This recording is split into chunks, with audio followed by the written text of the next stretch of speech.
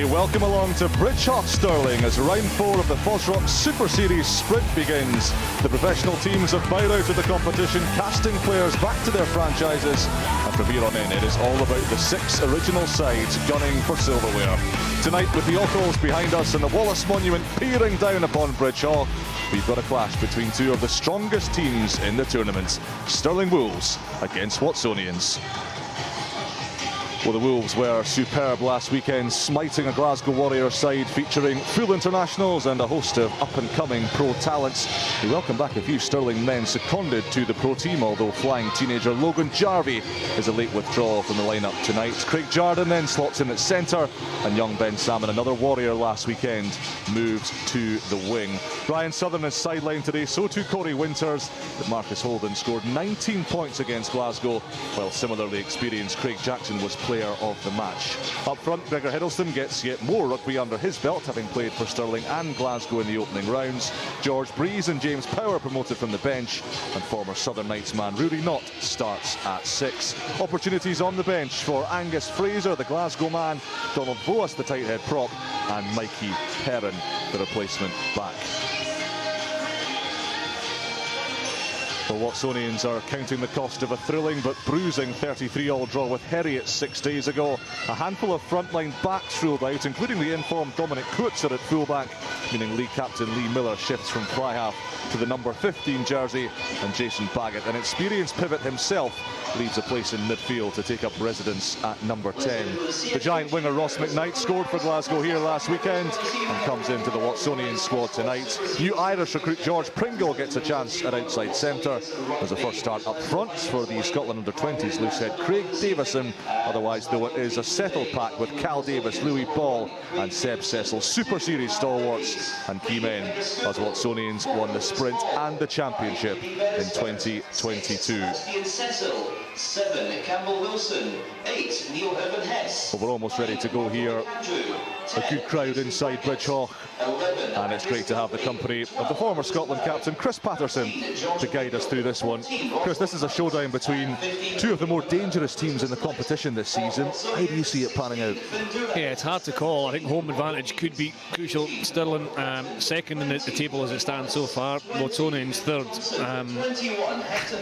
And, you know, Watsonians are reigning champions. But I do think there's a physicality to Stirling Wolves this year that perhaps is missing over the last couple of years, and that's mainly in defence. The attack's always been excellent. They've got a real mindset, an attacking mindset to play at that, as we welcome Watsonians, who will also attack. But, you know, where Watsonians have had the key over the last couple of years is the physicality, and I now think Stirling have the power to match that, and I think we're in for an absolute cracker. How important will set piece be tonight? That's an area that Watsonians have dominated over the past year or so. It will be, of course, as it always is, and the way these teams play, if they can, you know, have good skill accuracy and good skill execution, there may be fewer set pieces than we normally see, but it'll always have an effect, especially when a penalty count, if they're conceding too many penalties, if opposition are kicking the touchline, if this driving maul that gets going that we see in the game now for hookers scoring tries left, right and centre, that'll have a big influence. So your discipline has to be good, your skill execution has to be good, but there will be set pieces, and it's an important part of the game, as it always will be. But I go back to that physicality. There's physicality in both benches as well, so I think we're in for a proper 80-minute challenge. Well, here come the Wolves, led out by Marcus Holden, scorer of 19 points against Glasgow Warriors, and big Marius Tamosaitis, a key man at tight head as well. There is the captain Holden, New Zealand born, a Cypriot international, so much elite level experience across Europe and his homeland. And the Wolves will be content to keep Watsonians waiting for an extra minute or two as they go into the huddle and prepare to defend their castle once more. So impressive against Glasgow last weekend. Now another challenge on home soil. A challenge officiated by Ian Kenny, tonight's referee. He's been involved in the under-20 Six Nations and the Rugby Europe Championship over the past few seasons.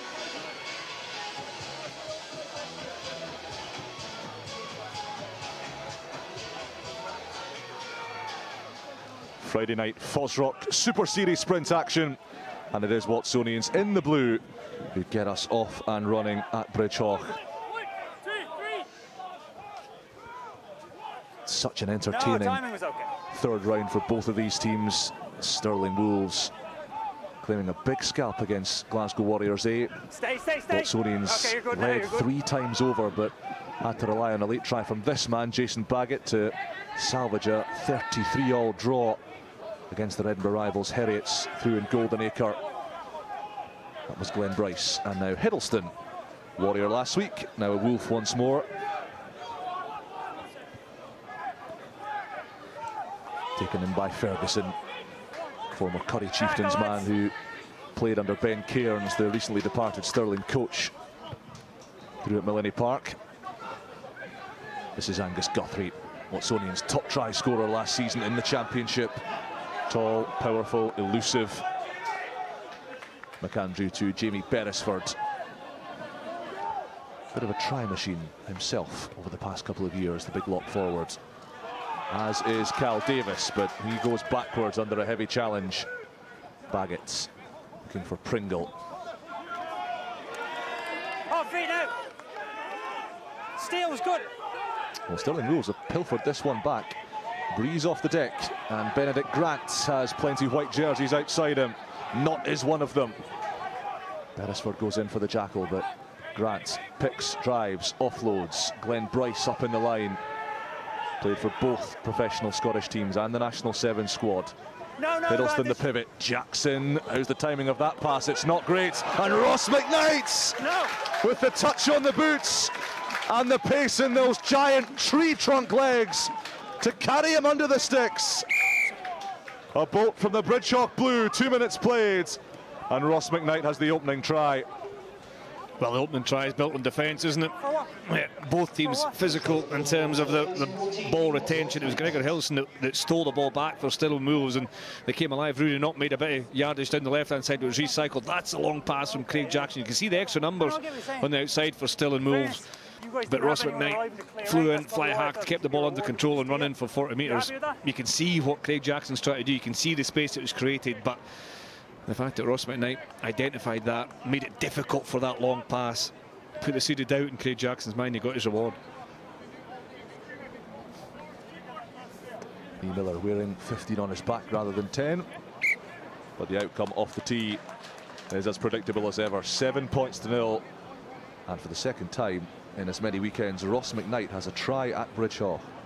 There's a long pass. The longer the ball's in there, the more the defence have to readjust. If Ross McKnight gets that wrong, then it's a try the other way, because there's 2, if not 3 spare Stirling Wolves players, but it's a really good play for McKnight. Poor pass from Jackson. Well finished. He scored a try in this field last week. He scored another one already tonight. Cecil leaves that for Guthrie. Both WATSONIANS wingers have size as well as speed. Angus Guthrie not quite as hefty as Ross McKnight, but almost as tall. 6'3", 6'4", very, very pacey too. Grant's come a long way for that. Hiddleston juggles it backwards. Oldham goes into play scrum half. Rice. Where it goes from Salmon to Jardine, straightening. Grant, delay on that pass. And James Powell with the charge. Jackson, Hiddleston. Hamish Ferguson the lock forward, out on the edge. McGee for Jackson again. Thought about the kick, but swallowed up by Cecil and Irvin Hess. And the ball goes loose. And we will have the first scrum of the evening. And another big defensive set from WATSONIANS. Really good defence from WATSONIANS. I think Stirling Wolves, they're almost playing across in front of the defence as well, because the width of the defence is so good, the physicality, the one-on-one tackling is excellent. I think Stirling Wolves should really look to put boot to ball, 1 or 2 opportunities, but the difficulty for that is they've got Lee Miller in the backfield for WATSONIANS, a standoff by trade, plate number 15, who has an excellent boot himself. Jason Baggett drops back as well, so if Stirling Wolves do want to kick, there has to be accurate, because there's a bit of nous and there's a bit of talent to kick the ball back and find the space, and I think that's maybe why Stirling Wolves are keeping the ball in hand so much. You need to get over that advantage line or put boot to ball and find a bit of turf.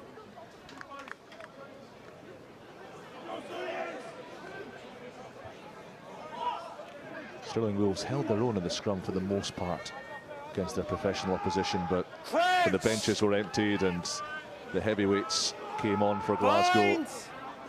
The tables were turned quite spectacularly. It is an area of real strength for Watsonians at this level. Solid enough from the Wolves, but it's clean for Watsonians. And Lewis Berg, one of the most effective ball-carrying backs in the Fosroc Super Series. Louis Ball, Germany age grade international, goes around the corner. Baggett holding it back for Guthrie, and you will see that a lot. Angus Guthrie coming off that wing, looking for attacking opportunities. Davis. Let's take him back.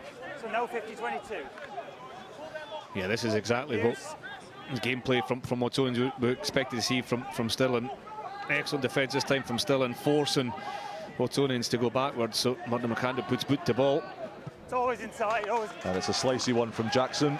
You can see why, though. You can see why Watsonians went to 2 or 3 phases. They didn't make any advantage against an excellent Stirling Wolves defence.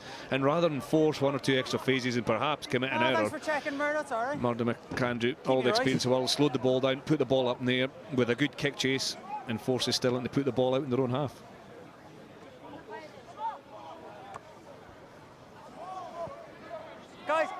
Guys, come on, numbers in.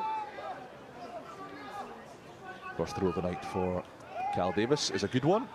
Found Louis Ball, and Campbell Wilson peeling off, introducing Neil Irvin Hess. Slammed into Benedict Grant, number 8 on number 8. Ball next to have a little rumble. No, they're good. Baggett.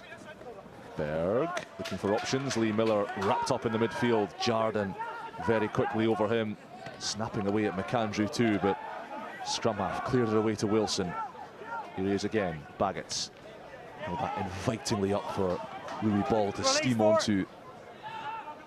Baggett once more, Pringle with him. Instead it goes to Berg, who coughs it up.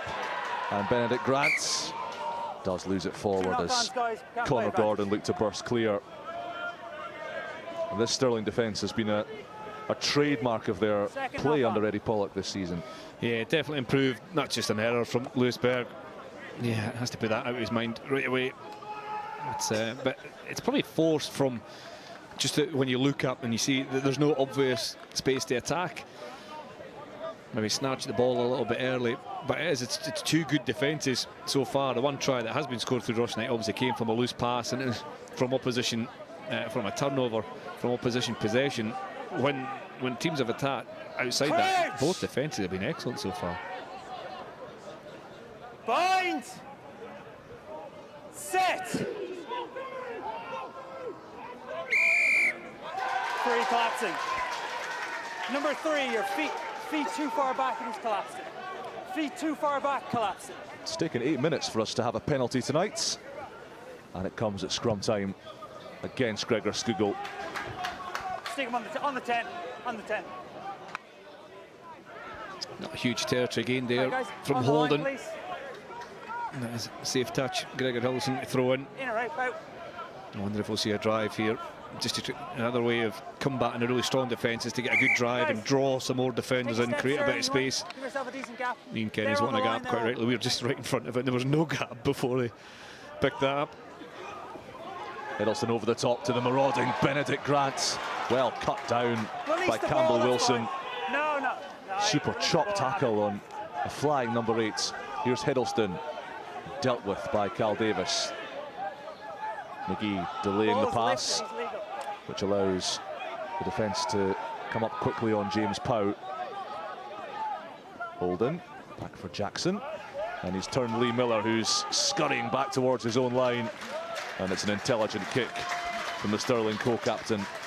Yeah, good kick, good starter play from Benedict Grant right over the top. A great throw from Hiddleston, well tackled by Campbell Wilson. I thought he could maybe have been penalised for holding on and going second effort, but not to be when the ball comes out. And because Stirling Wolves get the ball off a second pass, Craig Jackson's able to put it over his left foot, bring Lee Miller up the fullback, and then put the ball in behind them. Good play. 2 has been called, you drop 1. Drop 1. Guys, you have 2 9s now. Someone needs to go. No, you stay there. Thank you. 2-man line out, requiring some degree of choreography, and it's all a bit messy, but Neil Irvin Hess takes matters into his own sizable hands. And Baggett can hoof Watsonians away, and that is a pretty slick exit, all things considered. Yeah, it's pretty clinical, isn't it? Over the top. Quick ball, presented back, and Baggett clears up towards the 10-metre line. There's a wee huddle here. Benedict Grant, a couple of others still in moves, just walking into the line. Referees want to speed this up. They don't want huddles. They want the ball in play as quick as possible. We'll see what they were planning. Well, there's the answer. Planning something of a full frontal assault on the Watsonians pack. Hiddleston with that green scrum cap, shielded by his colleagues. Penalty advantage Stirling. Hiddleston grappling forwards. McGee takes a tumble, and Ian Kenny will have to blow that up before poor old Kyle McGee gets splattered by some very eager Watsonians forwards. Penalties here, guys. Number 2, side entry. We mentioned the previous line that ended up being a good attack from Benedict Grant, but clever play this time from Stirling Wolves to call the line out drive to just bring some composure and control to the game. On the line. Winning that penalty. On the line, please, guys. And then popping it back into touch 5 metres from the touch. That's a better kick from Marcus Holden. The line has been good so far for Stirling. And imagine we may see another drive here.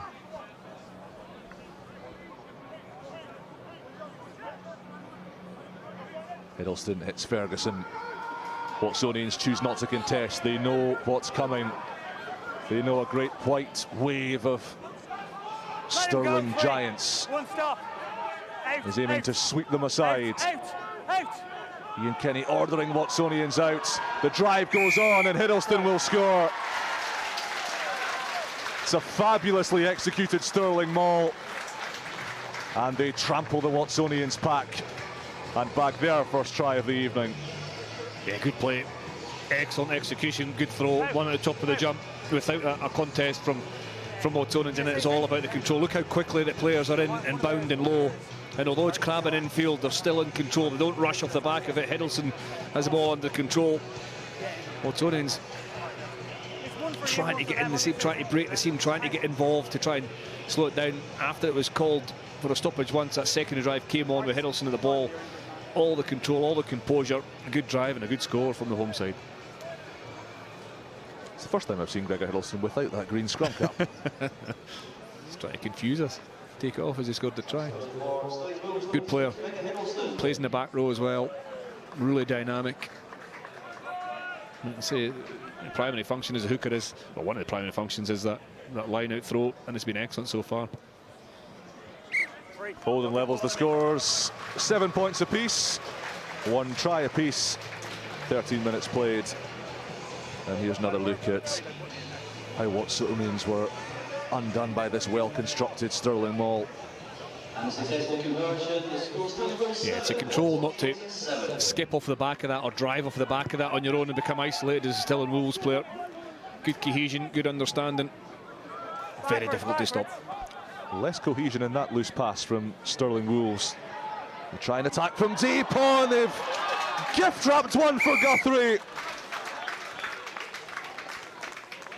10 seconds after the restarts, Stirling Wolves hand Watsonians another try, and Angus Guthrie, the Predator, pounces. It's probably one of the quickest tries you'll see from the kickoff reception. Here we go, Baggett pumps it up in the air, and it's just so frustrating, isn't it? The ball's not dealt with. It's Connor Gordon who takes it initially and then tries to pass to Benedict Grant. The ball goes to deck. Hiddleston picks it up, then floats it out. And Watsonians do just keep coming forward. They don't back off. They keep coming forward. We spoke about that defensive line, that integrity in their line. They just march forward, and Guthrie walks onto the ball, and within 30 seconds of conceding, they're right back in front.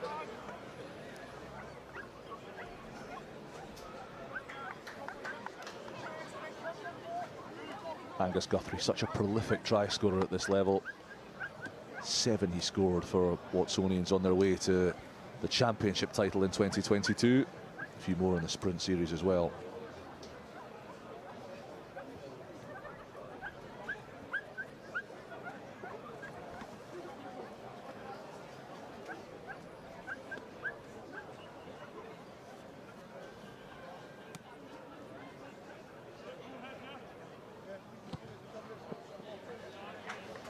Miller drills it between the posts.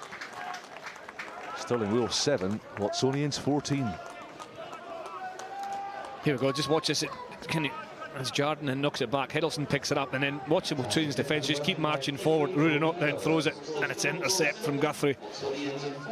If in doubt, take it forward, use your footwork, get a fend, try and bring some control, but it's almost, Stirling Wolves try to get outside that good defensive line, and they're not able to do so. Two passes really have led to 2 tries for WATSONIANS.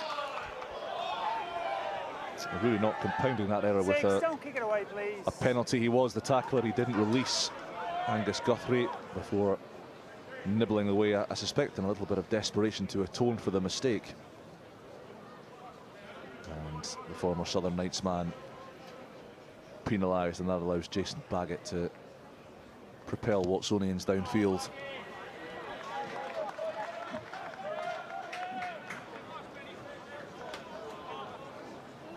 That playmaking access, Chris, that WATSONIANS have is really compelling when you consider Dom Kutzer, who's not playing tonight. Really handy fullback. Lee Miller and Jason Baggett dovetailing at 10 and 12. There's a lot of experience and street smarts there. It works really well, and one person, Joe Reynolds, last few years, he's been absolutely crucial. I'm not sure if he's involved this season, but there's so many good ball players in the crucial positions, and there's one of them here, this time picking up the mistake. Baggett sweeping up. WATSONIANS are into their shape already. There's a bit of space on the short side if they want to come back down it. Murdo McAndrew has a look and gets the call from Beresford. Route 1, the preferred option. McAndrew drilling that off a Stirling Wolves shin. He'll claim him, WATSONIANS will have the line out by dint of the ricochet. Another clever ball player though, Chris, had a spell in the top 14 in Clermont's as a youngster, academy as a very young player in his teens. Now a personal trainer out with his semi-professional playing, but another example of a guy who can control a game for you. Yeah, and the 2 kicks he's had so far from that area of the field have both resulted in, WATSONIANS winning the ball back. That's when he wanted to kick. O'Neill Hess has hit the Connor Gordon there. Proper collision that, the 2 back rows, and Gordon straight back to his feet and making another shot. No, the ball's available, guys. You push it into Baggett out the back for Berg. Opportunity for Cecil. He had Guthrie with him, but Ferguson was up quickly, so too Hamilton. McKnight goes into play scrum half. Cal Davis, stand-in skipper for much of last season, with Lee Miller nursing a troublesome injury. Louis Ball, relentless workhorse in the second row. Beresford tried to slip it on to Guthrie, but Stirling Wolves up quickly again. Good scrapping again from the Wolves to thwart a WATSONIANS attack, force the error. Use. Knock on advantage over. Release.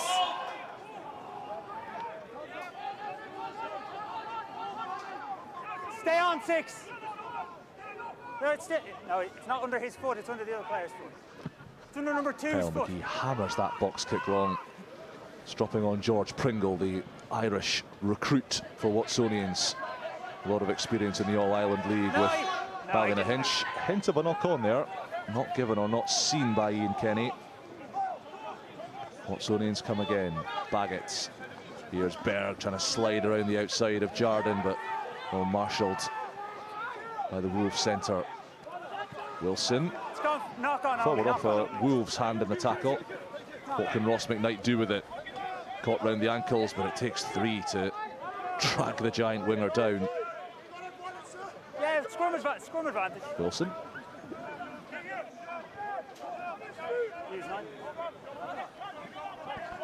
McAndrew again happy to use the forwards and use Louis Ball. Scrum advantage over. Baggett, chip over the top. Holden covering, it's another interception. Lee Miller picks it off. Legs pumping, has he got the pace? He does! Stirling Wolves aim the gun at their foot and empty both barrels again. 3 WATSONIANS tries, but every one has a huge element of Stirling self-harm about it. Well, it's 3 passes from Stirling Wolves that have contributed to 3 tries for for WATSONIANS. Knock on advantage. The defence outside that has been excellent. It's the errors under pressure. Baggett's dink over, well covered, really well covered by Marcus Holden, but he doesn't have to give that pass. His back's to the ball, he can't see what's behind him. Yeah, the other players will be communicating in, but if you're in doubt, keep a hold of possession. Lee Miller can see that ball the whole time, he can see Marcus Holden the whole time, and he reads it perfectly well at the pace to get there. Just got away from Jackson as he tried to hunt him down, but yeah, 3 passes from Stirling Wolves have led to 3 tries for WATSONIANS in the opening 20 minutes. Thanks, Dave.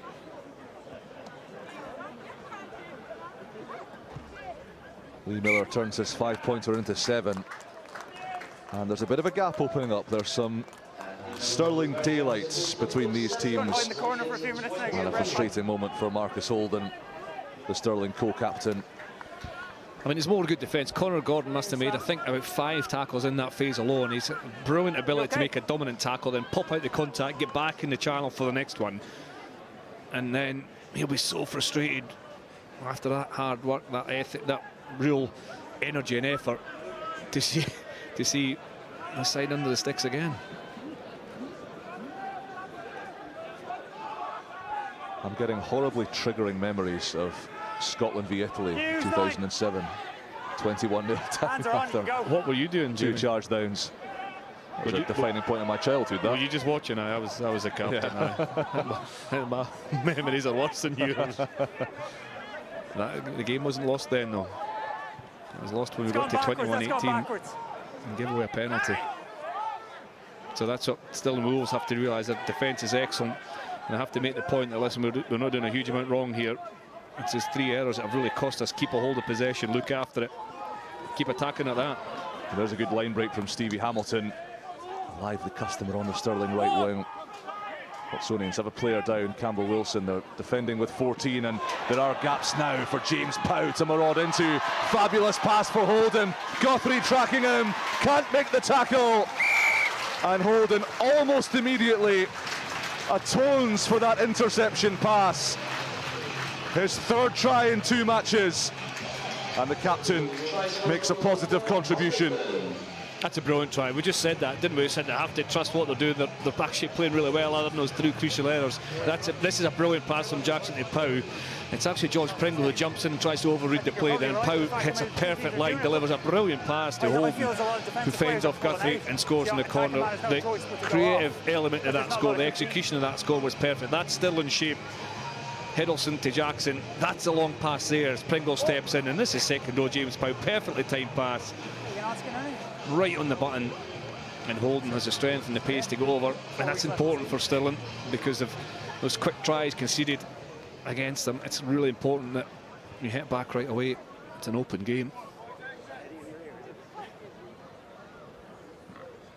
Golden then from wide on the right touchline. Barely fits in the camera shot. And he's pulled that one across the face. You okay? So it remains a 2-score game. But certainly Stirling folk a lot happier than they were a few minutes ago. That was a marauding run by Stevie Hamilton. And then from that quick possession, Hiddleston with the ball out the back to Jackson. That's the pass there, and the line that breaks it, the defence. Then it's executed really well. Marcus Holden should have taken his time as well. I think he was still out of breath when he took that conversion. He should have eked it another 10 or 15 seconds or so.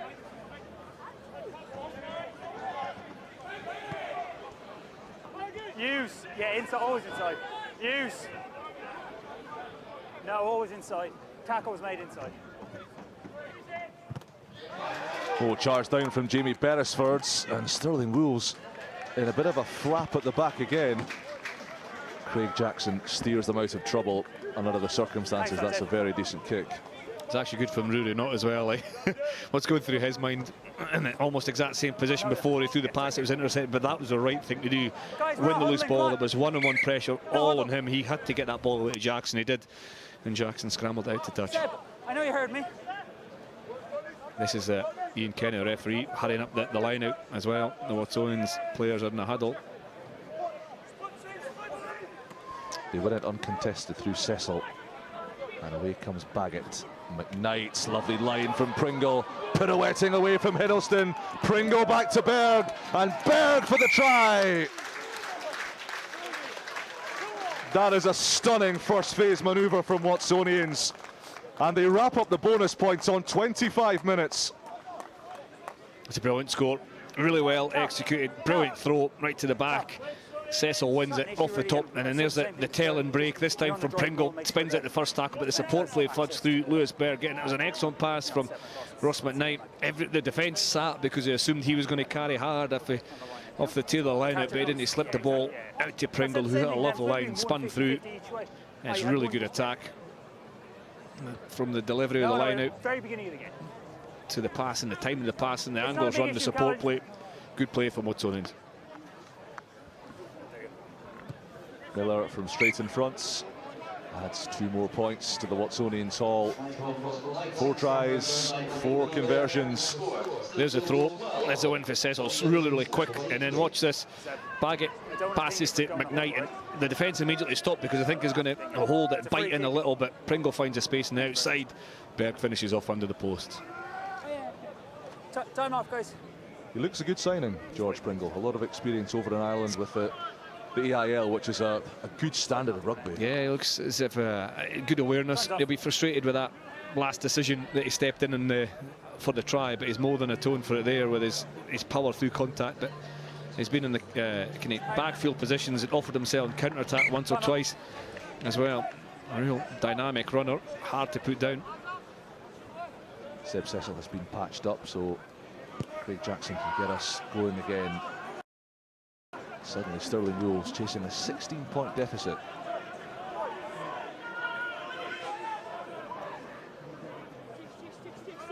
Andrew to Irvin Hess, winner of Scotland under-20 caps all the way back in 2015.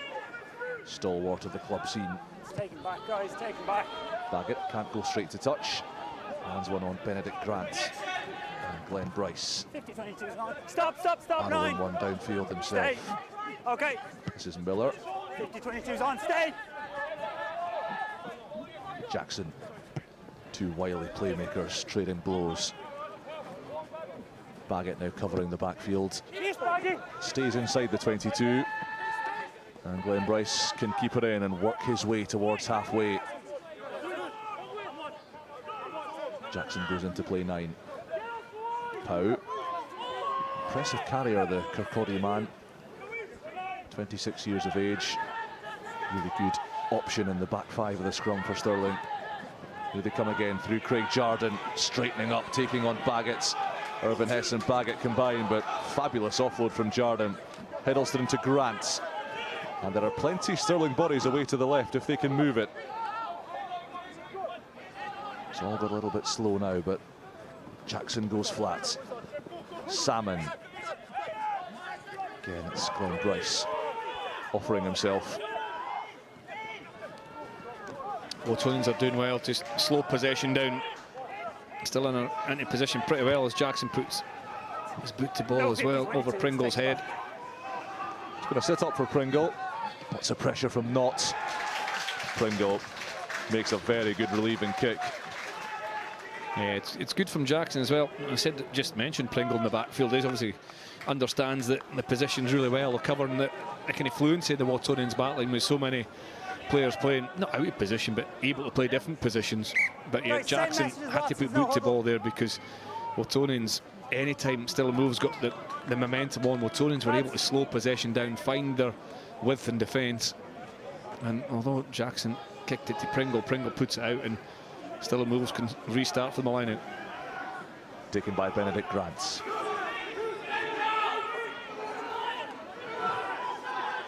And Stirling again looking to eat up a couple of metres in the Watsonians half. Jamie Beresford looking to get pause on that, can't quite do so. He was concerned what he was doing was illegal. Now he's reefed it away, but McKee burgles it right back again. Holden changing direction. Jackson tricking it down the touchline. It's ricocheting for Hamilton, not quite. Not quite. All a bit slapstick, all a bit bonkers. Hamilton claiming he was taken without the ball. Hey, For me, you're juggling. Okay. Yeah, if you're So juggling, we'll it come didn't back to be your in knockout. control possession. Again, it's a kick through that causes the difficulty. Guthrie's position is excellent, but it's so hard to deal with the ball at your foot like Yeah, that. you're fine there. Yeah. And because he tries to juggle the ball, is deemed to be in possession, so Murdo McAndrew's fair, but it doesn't matter, they were in touch anyway. Murdo McAndrew's no happy. But again, it's just what Stirling Wolves got really narrow. Craig Jackson came down the short side and Marcus Holden was the first receiver, so they had to come back this near side. And because there was a defensive wall there, the ball goes through, and it is hard for Guthrie to pick up. Good kick from Jackson, thumped hard at the bootlaces of the left winger. I did think for a second it was going to pop up for Stevie Hamilton as well. The way the tries in this game are coming, Quite you wouldn't put it past them. Right, yeah. Right. You've been impressed by Craig Jackson, Chris? He's had his injury troubles over the past few years. Was here for the back end of last season after a long spell in charge of, or as captain of the Knights. Yeah, it's just so much experience, Craig Jackson. He fits in so well, and I like how he's figured out how to play the Waltonians defence. A little bit frustrated with that first pass, obviously, that went loose. But he seems to be taking the ball as a second receiver out the back. Gregor Hillson fed him it for the build-up to Stirling Wolves' second try. So he has such an influence in the game. And he'll never stop talking. He'll order everybody around and keep everyone in the right place. And along with Marcus Holden, who's played a lot of 10 as well, they've two good decision makers and games players. But they're not doing a lot wrong. They're just those three crucial errors against Waltonians who've been outstanding. They've been excellent so far. But it's actually, I would say the game's closer than the score suggests. Crouch! Bind! 10 minutes of the first half left. Set! 6 tries, split 4-2 in favour of the visitors. You, Stirling looking to Stay on 9. get the nudge on at the scrum, but now they must use Not it. on 7, stay McGee, Holden, straightening, and again committing Ripped in the tackle. 3 tacklers, but And stolen did again. he lose the ball? No, Stevie Hamilton has it back. Somehow, Stirling Wolves retain possession. This is not finding a little gap. Just shackled by Cecil. McGee for George Breeze. Playing loose head today, but happy on either side of the scrum. Jackson had a trundle. Hiddleston. And bunctious ball carrier Gregor Hiddleston. Not wants it again, not gets it. Big double shot, but not spins out of it.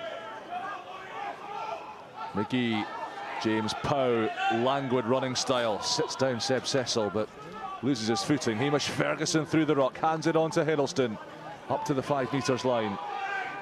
McGee, Grant, the flamboyant inside dummy. McGee again, Rory not again, his 3rd carry of this attacking set for the Wolves. Hiddleston gets another touch. Good offload too to Jardine. Jardine slippery and powerful. Tackle, He's held up a metre out. Well, that was acrobatic, but it's been knocked on. It slipped agonisingly through Stirling fingers. I think it was Benedict Grant or Hamish Ferguson leaping through the middle of that ruck.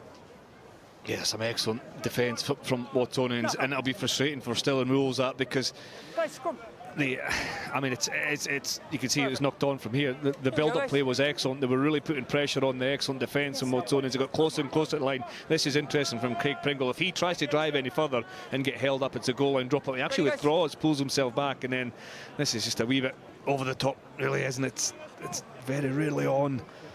I think if you keep possession once or twice more, you're probably going to create a better opportunity than that. Credit to the Waltonians defence. Gregor Hiddleston carried about 4 or 5 occasions. Rory not carried about 4 or 5 occasions. Hamish Ferguson, but they're all stopped short. Stay on 9. Big Stirling scrum, but Watsonians get it away safely to Baggett. And Baggett lashes it into touch just outside that Stirling 22. There's been a wonderful flow to this game, Chris. By my count, and I'm not great at maths, but by my count, 2 penalties. That's all we've had. It's been open, hasn't it? We said that at the start. It's two teams who want to attack. It's a dry night. It's a calm night. There's there's an attacking structure to how both teams play. And, you know, if you play like that, there's going to be errors, and errors sometimes brings excitement. It certainly brought tries for WATSONIANS. We've got a bonus point within 20 odd minutes. Regathered. It's a little bit loose at the back from Stirling Wolves, but they have regathered it cleanly, and Rory Knott is making a beeline for the posts. Brilliant ball off the deck to Breeze. McGee missing Grant to Jackson. There's the gap. There's the handoff. Not quite. Inches in it. Penalty Stirling advantage, on that 15 offside. WATSONIANS line again. They have the penalty advantage. Penalty advantage. Rory Knott had a sniff. Marcus Holden for the double. He's there again. Whenever Stirling Wolves are in need of a try, in need of salvation, they can look to their Kiwi Colossus, Marcus Holden. And that's 4-2 for the big centre. It's a break from Craig Jackson this time. We said just forced that last opportunity still on Wolves, but they got another from that line out. And it's a big players against Rory, not making big carries time and time again. George Breeze got a wonderful offload and kept the ball alive. Kyle McGee choosing to go down the short side to Marcus Holden, who finds it. Space inside Guthrie and reaches the line for his second try in his opening half. There's Jackson ghosting through. We said just before, didn't we, how much of an influence he has in the game, whether it's his kicking game, his communication, now his running game. And again, WATSONIANS fire the bodies in, they keep the line intact until that moment. Lee Miller gets done on the inside a little bit, coming up quicker than Angus Guthrie, and that man there, Holden, gets his second. The distinctive Marcus Holden gate does not yield 2 points this time. So WATSONIANS still with an 11-point lead. 4 tries to 3, but those conversions and the position of those tries helping with those conversions, Hands on the ground, that one. giving them a pretty handsome lead. I didn't really see, to be honest with you. But definitely hands on the ground first, that one. So I didn't want to reward you.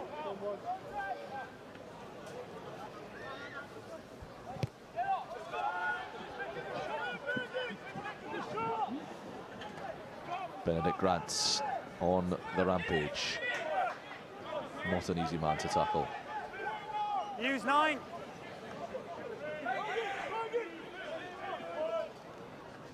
McGee, who finished a fabulous breakaway try against Glasgow last weekend.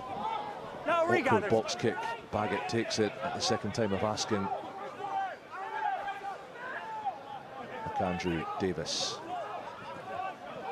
Spent one of his younger formative rugby years, Coastal Taranaki Club in New Zealand. Actually worked on the Barrett family farm with Bowden, Scott, Geordie and co. It's taken back in. Bryce, long and on. Baggett underneath it. Stirling up quickly. That's ricocheting horribly off Connor Gordon. Back to Angus Guthrie. Gordon with what must be his 250th tackle of the game. Beresford.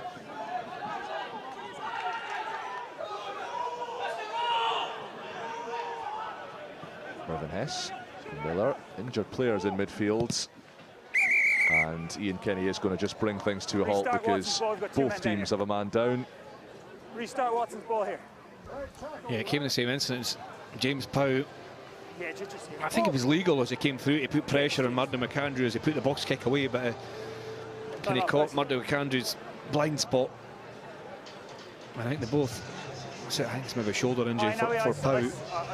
He's a little bit worried about Murdo McAndrew because he almost looked at his leg, got caught underneath the challenge from Powell. But that's Ian Kenny saying it wasn't a standing leg at all. He actually did hit him in the side. As a consequence, he just twisted a little bit Murdo McAndrew.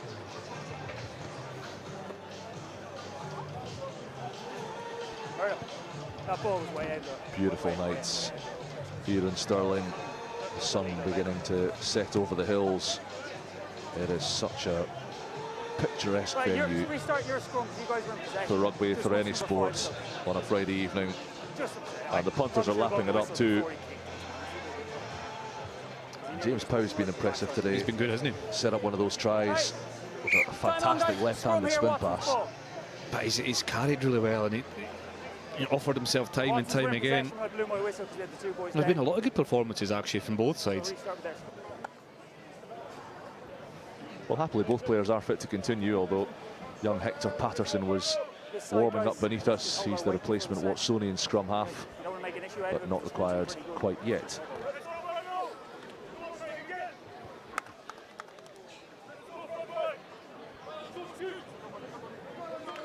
And this has been a tasty battleground all half.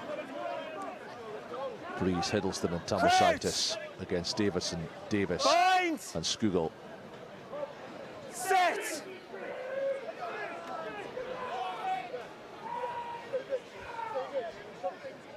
Clean platform for Watsonians. Baggett, Pringle stepping and introducing Miller. Now Guthrie, vicious step off the wing. McKnight inside him. Guthrie tried to go it alone, but Glenn Bryce lassoed his ankles. Cecil carrying hard into Benedict Grant. Beresford, Wilson. Opportunity away to the left with Pringle and Guthrie again. Can't quite rebuff the attentions of Craig Jardine, but Jardine doesn't roll, so free play for Watsonians. Louis Ball shunted into contact by teammate Beresford. Campbell Wilson, Baggett, Lewis Berg arcing round the outside. Shot down in the tackle by McGee. But now an opportunity down the blind side, and Ross McKnight can't take it. Ben Salmon could, and we'll go back for the infringement. So we've got one here or one over there? Two options, two penalties. Angus Guthrie performing really well. Number 6. A couple of occasions there, bursting through. Craig Jardine, an excellent tackle, but he didn't roll away. This was the end of it, where Ross McKnight couldn't quite keep a hold of it, but we're already on penalty advantage. There's two penalties. There's one just towards the 15-metre line on the left-hand side, and the other one's closer to the post. That'll determine, well, that'll dictate which one they take, really. If they're going to kick a goal, you're obviously going to take the one more centrally. And if I was Watsonians, I think I would probably take the shot at goal, just stretch that lead. Stirling's momentum.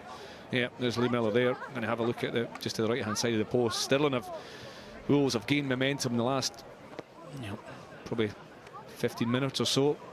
And it's important for Watsonians to chip this over before the end of the half.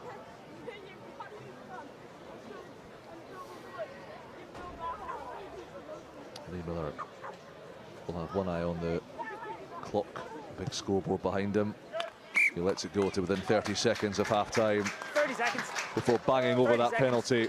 I'll give you a shout once it's time up. And he has been flawless off the tee tonight. Has Miller, 5 from 5. And he takes his personal tally up to 15 points. Good decision to take the 3 points there. It's a trend that's kind of going out of the game in some respects. And you obviously say, Watsonians, you're comfortably in the lead, but I think it's really important to take those 3. Well played Stevie Hamilton to tip that back into Jardine, who is a combative outside centre. Final play of the half. It was so crucial that Stirling Wolves won that restart.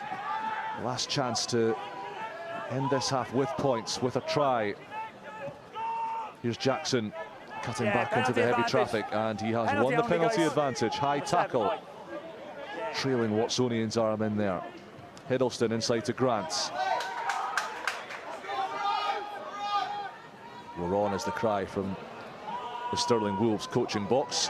Marius Tamasitis didn't hear that call Number 7, high. and opted for the more industrial route, but we will go back for the high shot from Wilson on Jackson.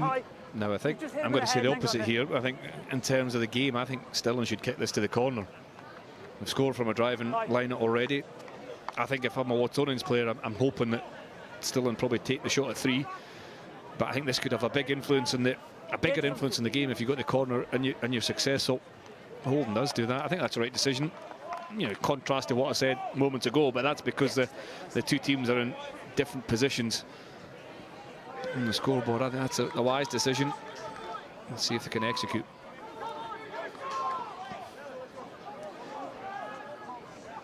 These feel like significant moments. In, please, Stirling. 90 seconds into the red at the end of the first half. 14 points the difference. One more try would bag Stirling Wolves a bonus point.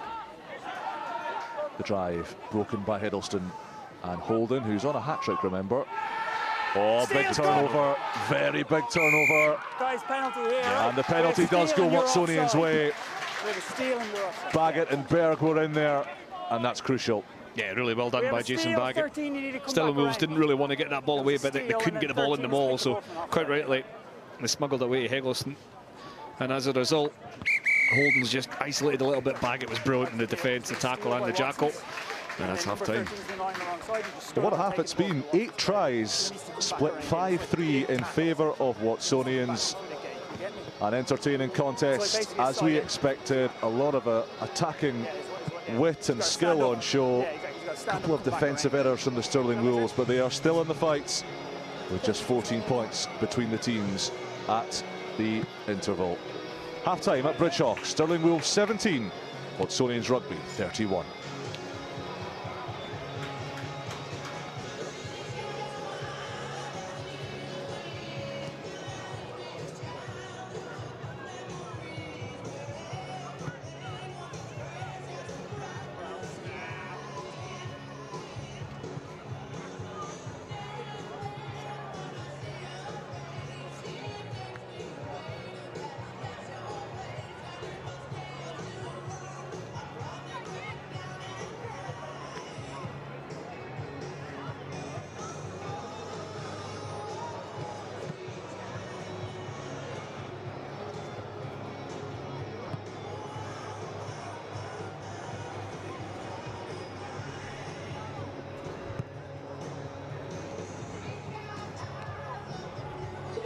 Plenty of options for your half-time food and drink this evening. Just either side of the turnstile block here at Bridge Hall, you've got the beer and burger bar just to the right-hand side, and to the left, towards the Wallace Monument, you have the bean tin for your coffees and your pizzas this evening.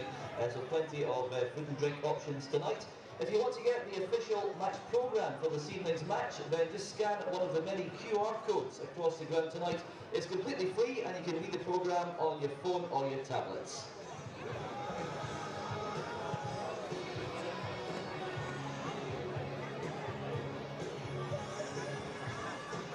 A big thank you once again to our main sponsors here at Stirling Wolves this season, our main sponsor Wolf Creek Distillers, and also our partners Belhaven Brewery, Johnson Carmichael, Douglas Park BMW, JM Architects, ESP Physio, Kilgannon Motors, University of Stirling Sports, and also to Nike Kit Locker as well.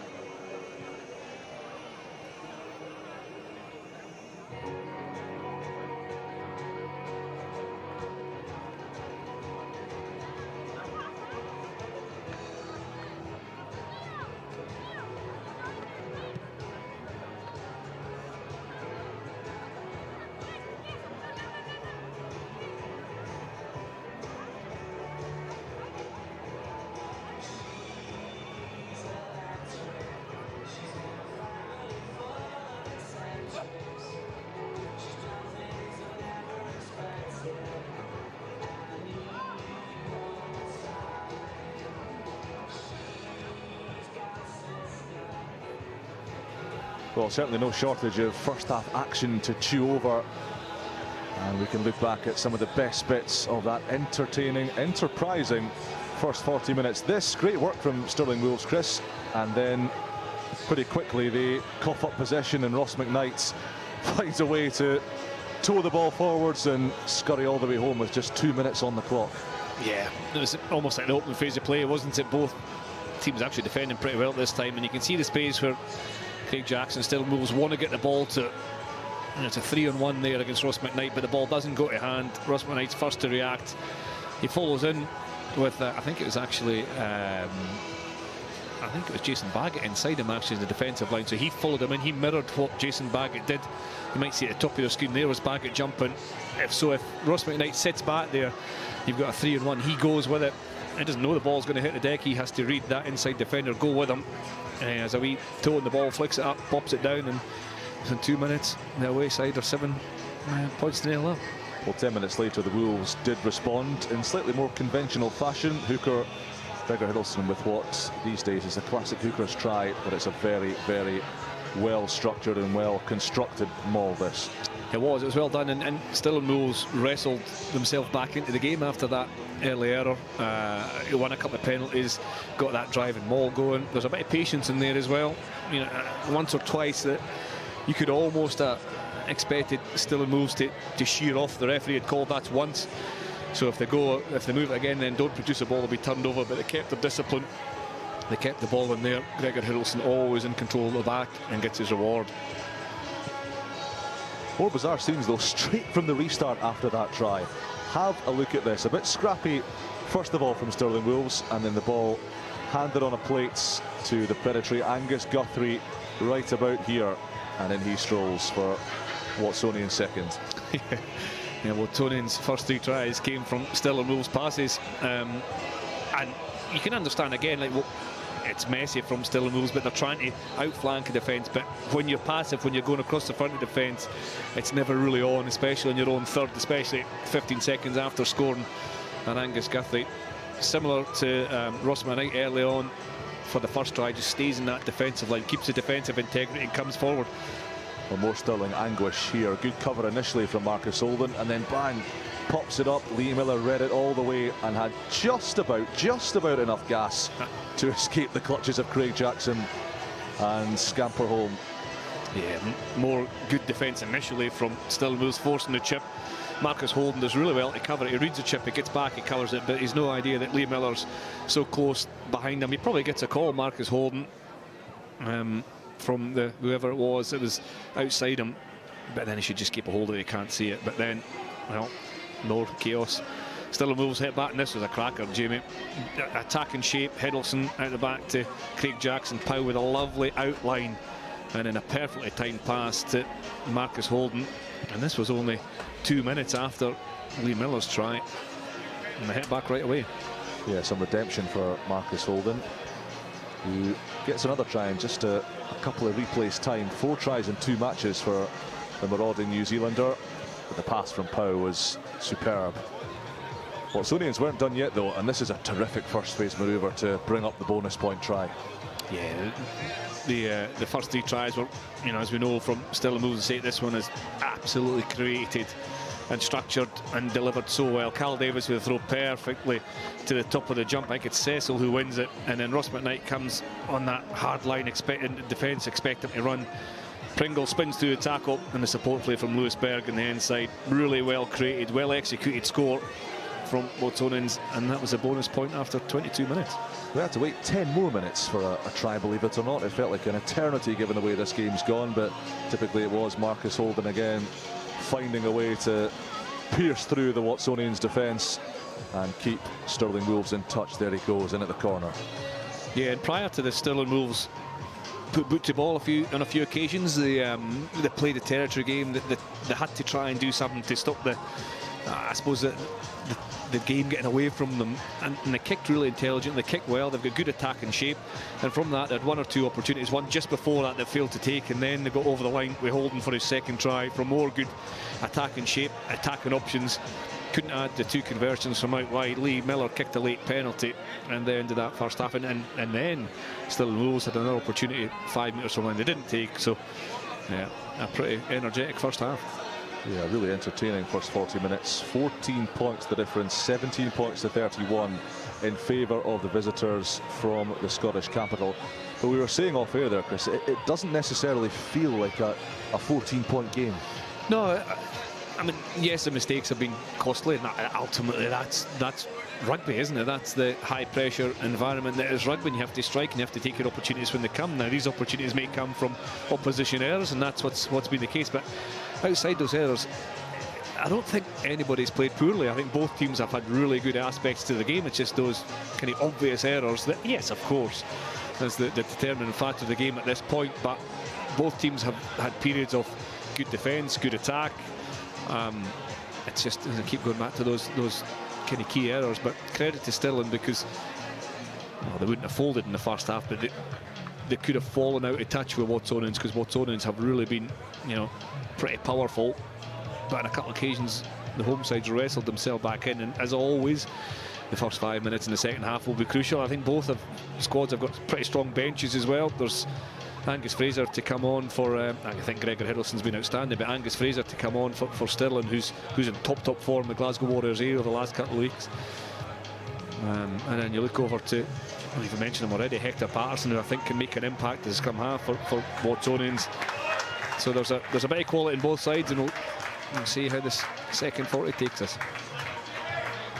And it could, of course, be a significant night as far as those all-important points on the table are concerned as well. Heading into this one, the Wolves and the Bears were locked together on 10 points in first and second place at the top of the table. WATSONIANS and Heriot's not far behind them on 8, with the Bears and the struggling Southern Knights propping up the FOSROC Super Series sprint standings. But a win for WATSONIANS tonight, a bonus point win at that, as it would be, would move them on to 13. Let's see them overtake the Wolves with just 2 more fixtures to go before the playoffs. Stirling Wolves have 40 minutes to do something about that. Marcus Holden for the second week in a row on the prowl for a hat-trick.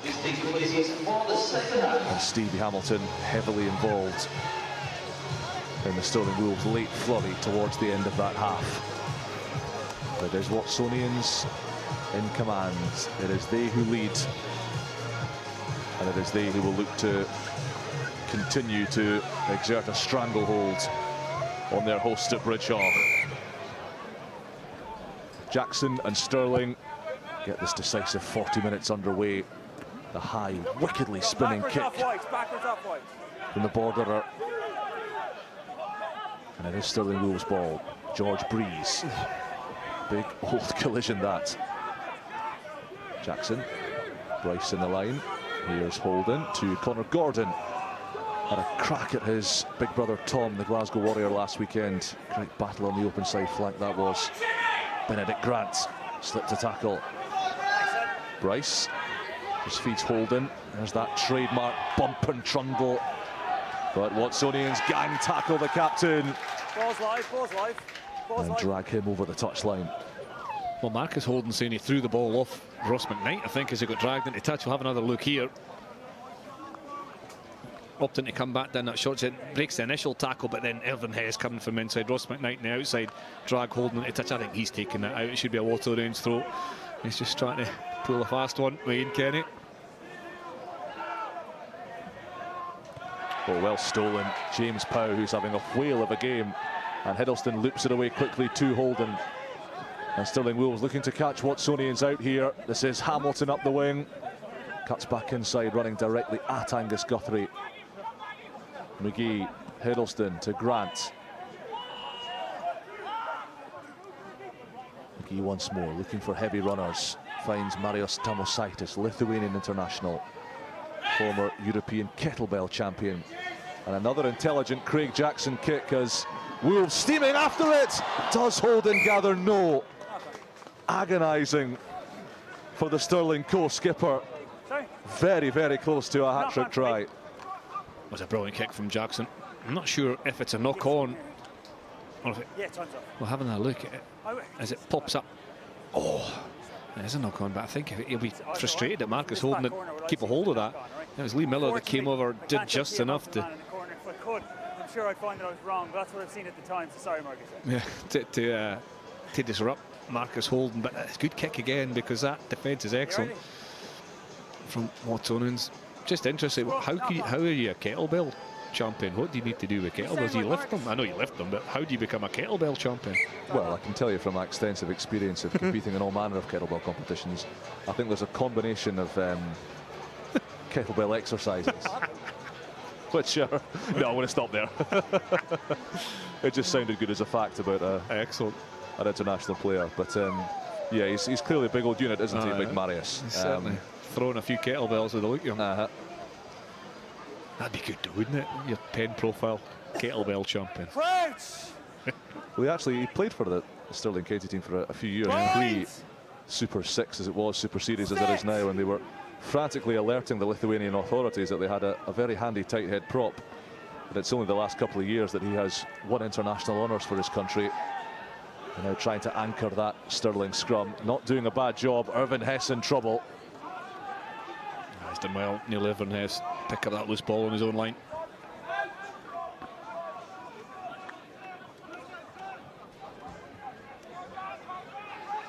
Baggett's in the pockets. And he puts it down the middle. Here's Bryce.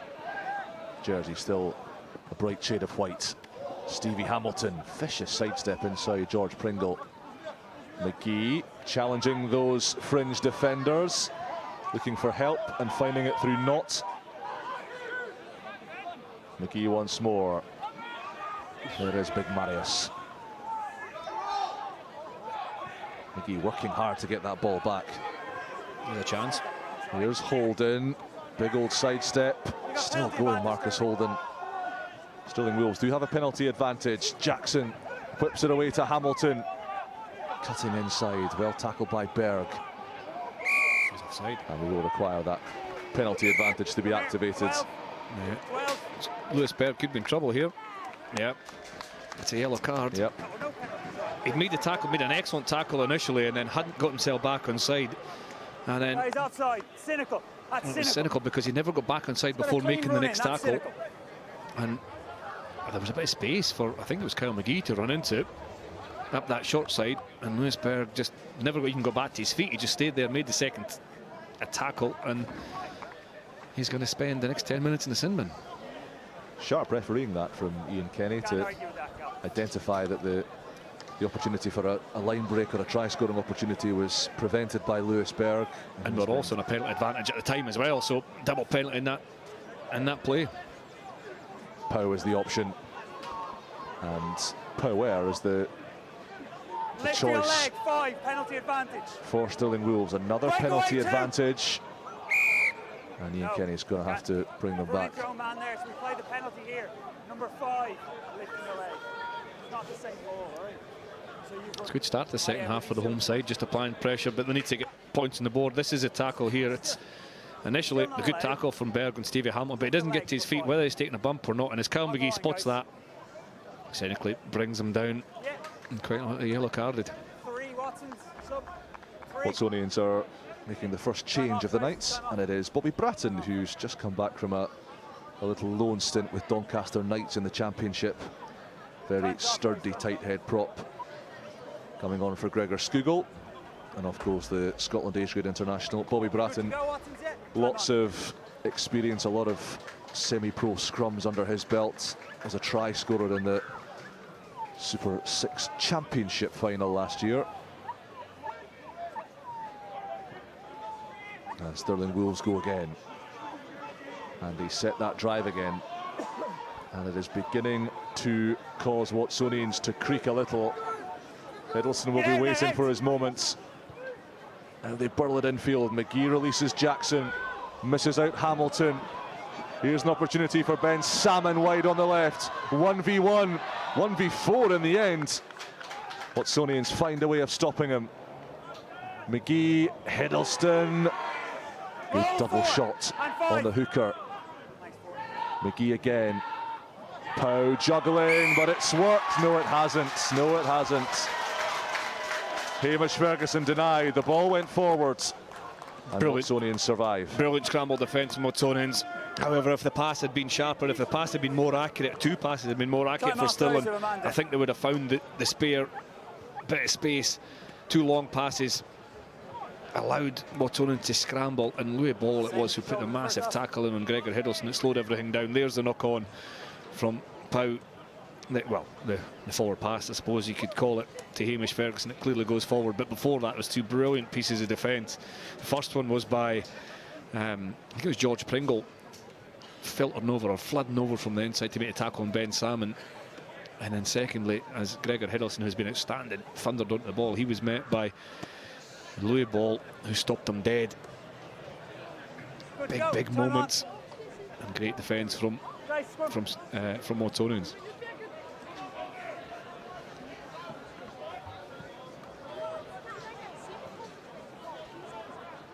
Stirling Wolves attacking in the shadow of the Wallace Monuments.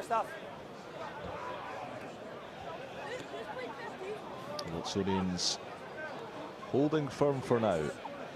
Still a 14-point game, 6 minutes into this new half. Still 4 tries to 3 in Watsonians' favour.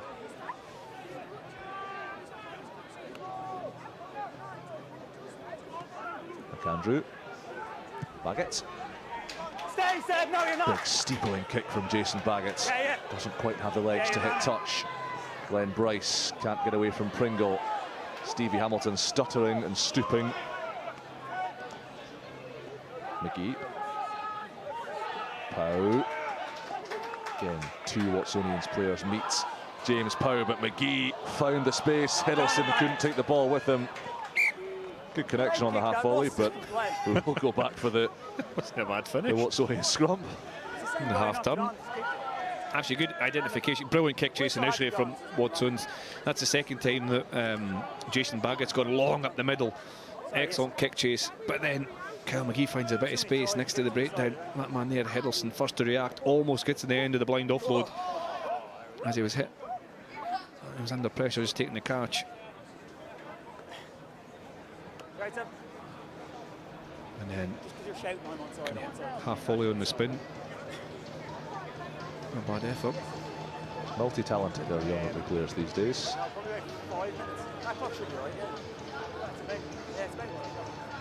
For all the pressure, sorry Jamie, for all the pressure that Stirling have had since the start of the second half, what 7 minutes, they've not been able to capitalise on the scoreboard, and that's down to some excellent defence from Watsonians.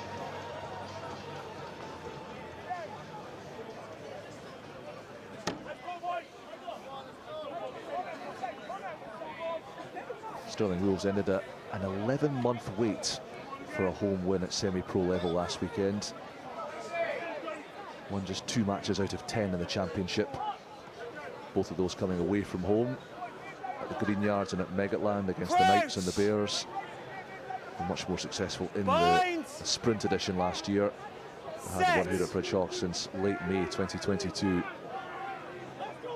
danger of another home reverse. McAndrew. Baggett. Up the middle again. Watsonians down to 14, remember. Lewisberg in the bin for another 5 minutes or so. McAndrew allows that to bounce. Bryce quickly upon him. McAndrew recovers well. Shows his own class. Give Watson's the line. Yeah, it's quite good management from Stirling that time. The ball long up the middle, and then don't try and force anything. Go on, guys, let's go. Kick it back, and then for kicking, returning down the middle, it means the kick to touch from Murdo McAndrew. They want to get the ball off the field, as you just said, down to 14 men. It's a much longer kick from the centre of the field, obviously, so it's less likely to make territory gain, and it allows Stirling to throw in on the 10-metre line. And again, it's a bit untidy from the Stirling Wolves. Kyle McGee has to pick up the pieces, flirting with that touchline. Hiddleston rips the pass away to Grant. Spinning into contact. Released, got up again. Seb Cecil very nearly poaching. Hiddleston, another carry for the young hooker. It's been everywhere tonight. Jackson. Holden, now space, now opportunity knocks for Stirling, and Marcus Holden commits Neil Irvin Hess. Grant out the back for Jackson. It's that big looping pass that Bryce takes on the bounce. Can't skirt around the outside of Pringle. Release 10. Tomositis bashing into Beresford. There's that kettlebell strength we talked about. Back foot two. More people should do kettlebells, I think, Chris. Kettlebell championships. Jackson with the crossfielder, sitting awkwardly for McAndrew. Bounces out of play, and the pressure will come on that Watsonians line out. Yeah, it's good pressure again from Stirling, but from their perspective, they need points. They need to strike when Watsonians are down to 14 men. They need to strike when they've had, you know, the first, well, really 10 minutes. It's all been down this end of the field. But they're still trailing considerably on the scoreboard. Keep a bit of pace in the game.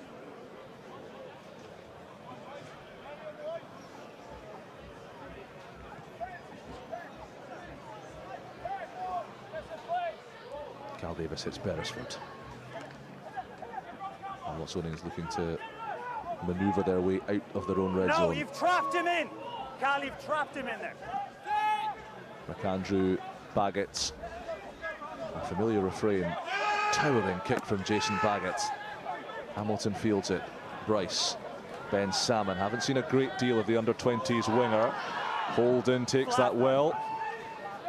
Watsonians asking the question as to whether that was a forward pass. It wasn't. Gordon down the blind side. Glenn Bryce against Pringle. Pringle's too quick, but it's a brilliant pass to Grant. And another one to McGee. On to Gordon. Superb interplay from Stirling. Off feet now, roll 7. 6 or so metres out, but they've lost possession. And Watsonians have it back. Use. McAndrew finds the warm embrace of Neil Irvin Hess. Use. Now Baggett once more standing deep. And again, with a fine touch finder. Stirling wanting up that tempo. Still attacking with a man up. Hamilton off to Jackson. There's the inside ball to Jardine. Hamilton gets another touch. Rory Knott was steaming in for the offload. It didn't come his way. Grant scoops it out. Breeze. Jackson again, that wide looping bridge pass. Glenn Bryce cutting inside. Release 6. Watsonians defending very stoutly, even without Lewisberg. Grant shovels it on, no look, and that could be costly. Hoovered up by Angus Guthrie. Steele's good, release Cal. Hiddleston's got it again. Okay, no. Steele was Oh, good. hang on. Gregor Hilton has turned that. Rory Knott, Hamish Ferguson, and that could be a yellow card. Play advantage. Well, I wonder if Ian Kenny could have let that play continue. It is a yellow card. Watsonians are going to be down to 13 men. But I wonder if Stirling will ask whether. Probably should have played advantage. And I think Ian Kenny's just admitting that. Probably should have played advantage. Brilliant turnover from Hiddleston, and there's Ian Kenny just apologising. It's ball's hit down by Lee Miller, isn't it? And then, I mean, it's in Jackson's hands. It's quick as well. I mean, he's probably just so cemented in his own mind that it's a yellow card. He goes early, but he's made the apology. That's fine. But I'm just wondering, is Lewisberg back on? Or is he? He's still off, isn't he? By my count, he's got another 20 seconds left Brian, on his sin-binning period. I don't know if they're going to bring him back on because Scott King, who is a centre, is stripped beneath us. There was a brilliant attack from Stirling Wolves up that short side, and some incredible defence as well from Watsonians yet again as Scott King's just joining us, Jamie. So back-to-back yellow cards, 20 minutes almost exactly. Half of this second 40. Watsonians must negotiate with 14 men. Berg off for the duration, Miller off for 10, Scott King on in the centres. White to ground. Stirling trip themselves up at the maul. Now they utilise the backs, and Holden. Cal Davis gets over it. Cal Davis isolates Holden and wins a big penalty for Watsonians. He's a big player. He has been for the last 3 or 4 years, Cal Davis. He always plays well. Always has a big influence in the game. And he's quick as a flash over the ball there. It's Holden that goes in. And yeah, that's... Well, he's quick over the ball, but it didn't have to be because the support was slow to get to Holden. But it's the same story, isn't it? Stirling have played some wonderful stuff at the start of the second half, but they've yet to score. Outstanding defence on 2 or 3 occasions from Watsonians, but they're going to have to do it with 14 men for another 10 minutes, as you say, the second yellow card.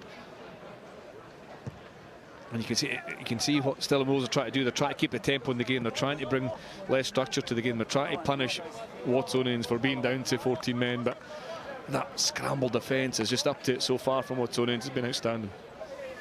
And it is literally back-to-back yellows. As Miller went off, Scott King came on in place of Berg. It is 20 consecutive minutes playing with 14. And this is what they'll do. They'll take as many minutes out as possible, slow the ball, get a good kick chase. Glenn Bryce assessing his options. A lot of space in that backfield. Jason Baggett tracking across. Here he goes. Little chip over the top from Baggett, and he takes it as well, but he's so close to the touchline that there's very little he could do besides hold on to the ball and wait for the hits to come. And it's all getting a little bit spicy between Baggett and Gregor Hiddleston down beneath us. Yeah, good kick from Glenn Bryce that time. He found a bit of space. Baggett got back. A little chip. As Benedict Grant, I think they got over and made the tackle. Yeah, there. 9 and 2. Well, Gregor Hiddleston's last act will be to just tousle the hair of Jason Baggett. The impressive young hooker is off to be replaced by another who fits into that category, Angus Fraser. Double try scorer for the Warriors against the Wolves last weekend, and he has recovered from that wayward throw to go trampling down the tram lines on its scrum half as well as Eric Davey for Kyle McGee. He releases Pau and Tamosaitis. Good hit on the ball by Campbell Wilson, which forces it from the Giants' grasp, and McAndrew will chase Glenn Bryce back. Here goes Bryce. Oh, big shot. Irvin Hess was in there. Cecil and Ball as well. Not onto Gordon. Cal Davis hunting for another pilfer. Jackson to Holden, standing deeper. And Holden splitting the covering players. Baggett, who has such an assured and effective kicking game, will happily chase the Wolves back, but he may have chased them a bit too far. He has. It trundles over the dead ball line, and Stirling will have a scrum all the way back from where Jason Baggett struck that kick. Yeah, it was inside his own half, I think, just over the 10-metre line. The players can read the flight of the ball. Marcus Holden's looked at that ball the whole time, and you can tell by the way it's spinning whether it's an end over end or if it's in a spiral or what shape of the ball is, what it's likely to do when it hits the ground. He's all the experience in the world, watches it, lets it bounce, and then he knows with that momentum on the hard ground it's probably going to run dead. If it pops up, then you can get a little bit embarrassed, but Marcus Holden, as calm as you like, watches that go dead, and it's a 60-metre turnaround in the scrum on the 10-metre line.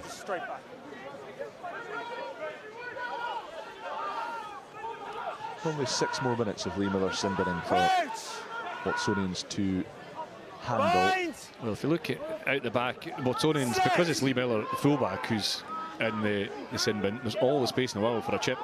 There's no one in the backfield whatsoever. Special advantage, go for it. Here we go, Holden.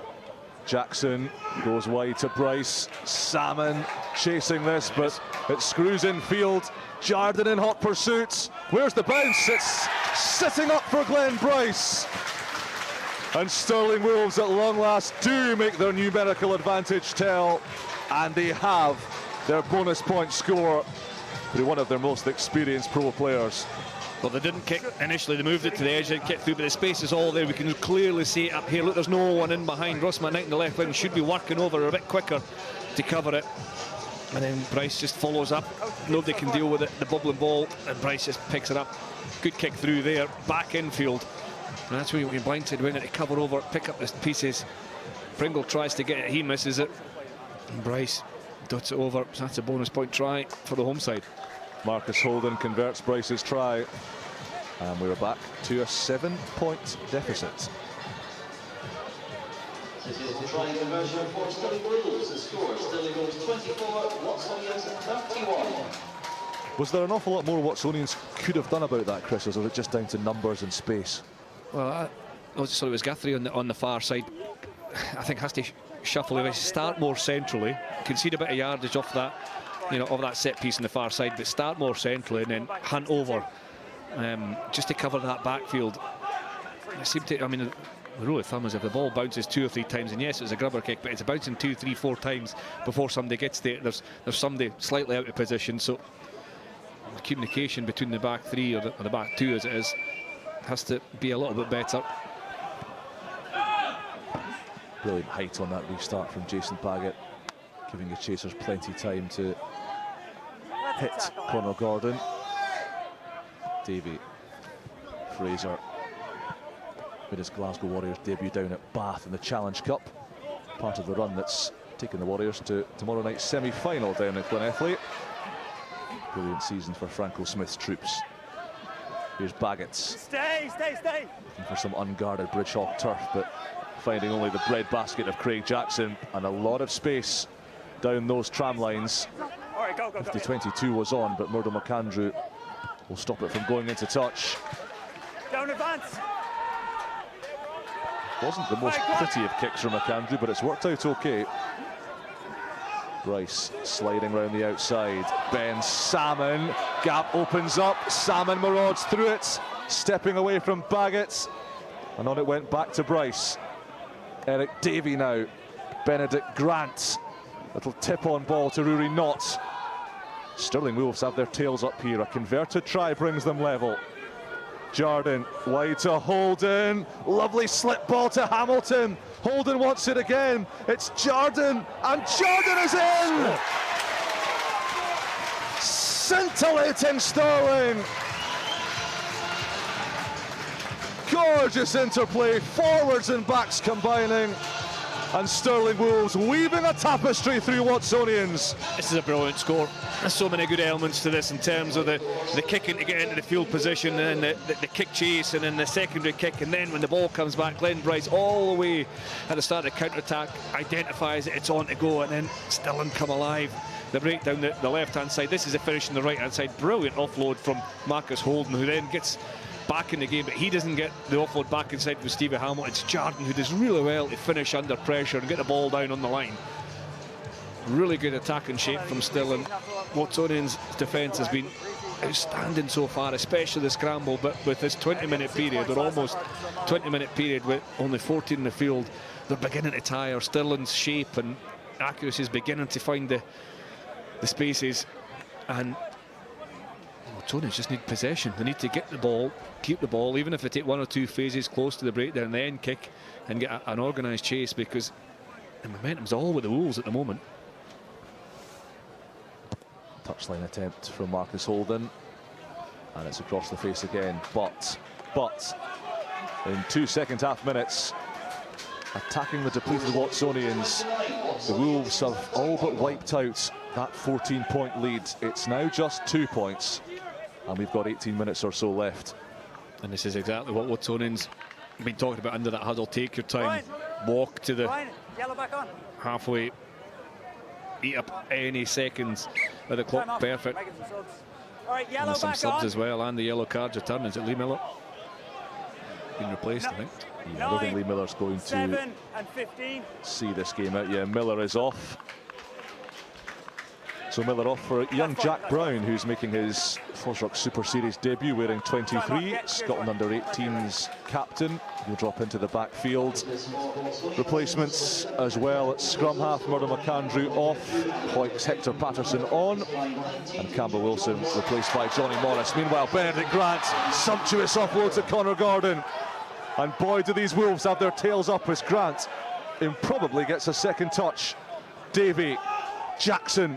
Oh, Jardine can't take it. And that will quieten the Bridgehawk faithful a little. What a break from Benedict Grant. We could see him thundering onto possession, just perfectly timed onto the ball, and then he got the offload away to the impressive Connor Gordon again. And from quick, clean ball, it's just frustrating for Craig Jardine. He couldn't quite take it. And the long pass from Craig Jackson was perfectly out in front. That's maybe just the bit of luck, if you like, for Watsonians that they need just to get themselves settled and get back into this game, because Stirling Wolves, as you say, they're absolutely flying at the moment. Point! Set!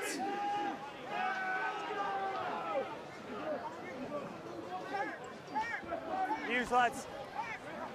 First touch for Patterson. pumping that ball. Baggett to Pringle. Oh, he sliced them open. Pringle's heading for pay dirt. That is ruthless from Watsonians. What a fabulous carving, sword-like run from George Pringle. And he has his first try in the colours of his new team. That's almost the first attack of the second half for Watsonians. Hector Patterson's brilliant delayed pass to Baggett, who then hits a cut with Pringle. It's a set-piece play, it's delivered perfectly, and that's a brilliant finish from Pringle. Patterson wants to bring the defence on the slide, as does Baggett, just to try and pull the defence across the field to allow the space for the cut, for the switch back from Pringle. He hits the ball full pace, slices through, and touches down just the right-hand side of the post, and what probably is, if not the first, then it's certainly one of the very few attacks Watsonians have had in the second half. What a boost that has given the visitors. The defending Super Series sprint champions, remember, as they move on to 5 tries for the night. And they just quell that little revival that Stirling Wolves were enjoying. Big kick for Baggett. This would make it a 2-score game. And Baggett delivers. Stirling Wolves 29, Watsonians 38. 5, 6 and 3. Yeah, good scrum initially, and watch Hector Patterson on the slide, exactly the same actually. Scott King comes on the shot line, doesn't get used. Baggett then hits a cut with Pringle, perfectly executed. Another good set piece play, a bit of afters.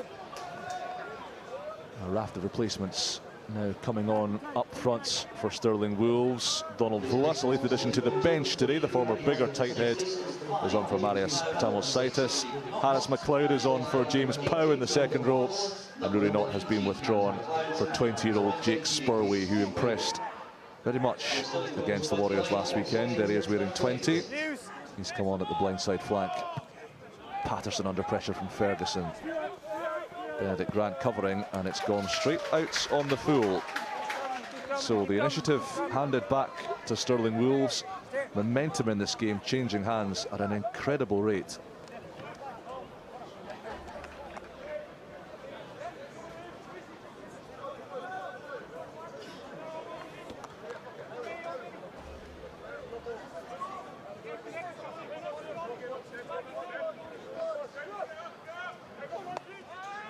Clean line out from the Stirling Wolves.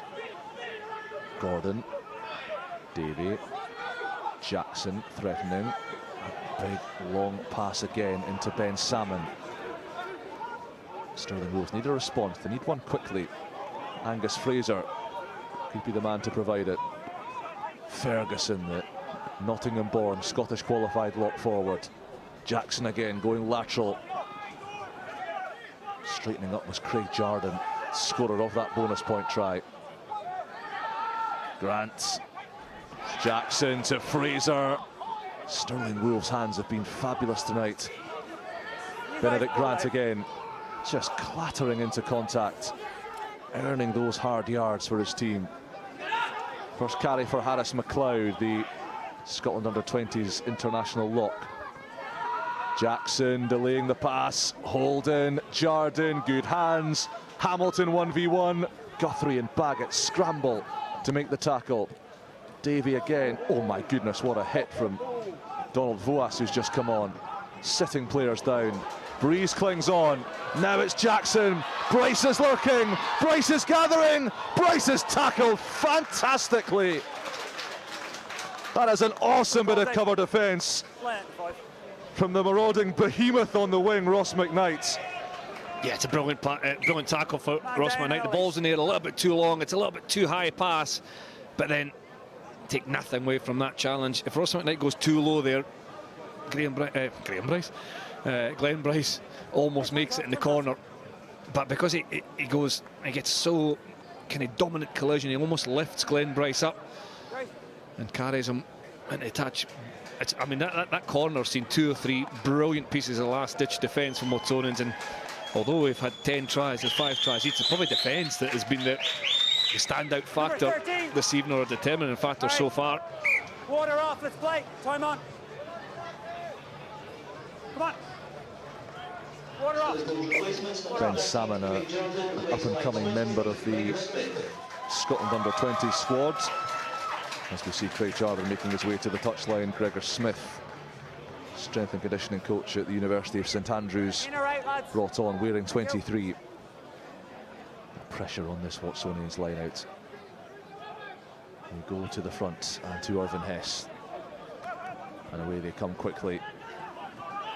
Looking for meters, looking for a better angle for Jason Baggett to clear his lines. Low trajectory on that kick. And a first touch for Gregor Smith. Did he knock that on? No, he did not, say the officials. Glenn Bryce taking full advantage. Couldn't escape the clutches of Watsonians defenders. Harris McLeod ransacked. Penalty advantage, 4. Stirling rules of the freebie here. Penalty advantage up their sleeves. What will they do with it? Hamilton, Bryce, Grant flicked it on to Holden. Didn't bounce forwards. There's Fraser again, and he's made a big impact off the bench tonight. Still got penalty advantage, guys. Jackson showing and going. Harris McLeod had made a fine run on his outside shoulder. Salmon, Bryce cutting back inside. Shackled by Irvin Hess, but it's shoveled on to Ferguson. Close quarter offloads from Stirling have been so impressive tonight. Eric Davey ducked under the tackle of Irvin Hess. Another new penalty advantage for the Wolves. Jackson presses the gamble button, and Holden won't get there before the ball crosses the plane of touch. Number 4, offside. Yeah, it's loose ball, who's absolutely exhausted, and it's little wonder because he's emptied himself physically. Every contact he takes is on his terms, and he made 3 or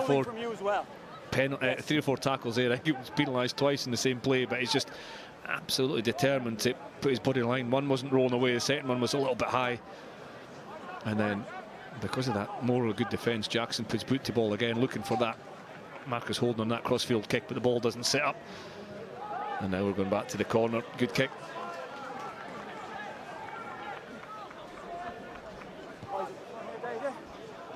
What a finale to this game we have now. 9 minutes left on the clock. 9 points the difference. And Stirling Wolves taking up residence where they've been for so much of the second half, deep in Watsonians territory. Looking for a try that would breathe real life into their comeback attempt. One stop. Watsonians defend it very well, and Angus Fraser ordered to do something with it. Davey, Hamish Ferguson running hard into Baggett and King. Oh, it's a bit loose, and it has gone forwards, and it is an opportunity wasted by Stirling Wolves, and it's a big boon for Watsonians and their defence. Same old story, isn't it? I keep saying there's 10 tries, but the defence has been incredible from Watsonians. The tries that have been scored have been top drawer, but some of the scrambled defence, again, forcing error, forcing a knock-on. Almost the entire second half's been looking to that side of the field. And there's Benedict Grant. He's made a big impact, especially in the second half. He always does. He's such a talismanic player for Stirling Wolves, whether it's his ball carrying, whether it's his turnovers, whether it's his big collisions. He finds himself in the backfield counter-attacking. He really is a heartbeat of the Stirling Wolves side. Standards never seem to drop either, Benedict Grant. He's always a relentless carrier. Well, that's the thing. He's relentless carriers. I mean, you think back to some of the massive collisions, massive bulk, but he's actually got really soft skills. A couple of brilliant offloads, passes before contact, taking gives under real pressure. He's got all these different elements to his game. So when you have those soft touches, those attacking abilities to shift the ball, shift the target, move it away, when players fly at you because they know how big a carrier, you're almost in control of most circumstances you're in, whether you're under pressure or you've got the threat or running at space. He really is a quality number 8, but although he's broken through a couple of occasions, Watsonians' defence has marshalled him really well so far this evening. Crouch! Bind! Set! Important scrum this for both teams for different reasons. It's solid for Watsonians. And Baggett, another booming clearance. And Glenn Bryce has to leave it. Jason Baggett, at this level especially, Chris, that right boot, his ability to win yards, to put teams in the right position or the wrong position, depending on your viewpoint, so precious. Yeah, it's clinical, isn't it? I think a wee bit fortunate there in terms of the ball bouncing out. Bryce should maybe try and take that on the full. It's hard to have the awareness of where the touchline is, but yeah, he's as a calming influence as Jason Baggett. Spurway rises highest, and Davey feeds Jackson. Holden, Benedict Grant, there he is yet again. 7 minutes left for Stirling Rules to try and salvage this. Hamilton on the edge, dips into the tackle of Guthrie, scorer of one of those 5 Watsonian tries. Remember, 10 tries, 5 apiece. Watsonians converting all of theirs and adding a Lee Miller penalty. That's the difference at the moment. On goes Gregor Smith. Davey, Grant, Harris McLeod, stooping his 6'7" frame into contact. Jackson, Holden, again they move it wide. A good step and bump and run from Glenn Bryce. Davey went blind, but no options there, so Holden takes it on. And George Breeze, 74 minutes in the Loosehead Props legs now. Jackson changing direction, good tackle, very well brought down by Johnny Morris. Boaz on to Grant. Watsonians coaching staff loving this defensive effort. Glenn Bryce the next to feel the heat from the Edinburgh Fire. Davey, Breeze, phase after Stirling Wolves phase. Tackle after Watsonians tackle.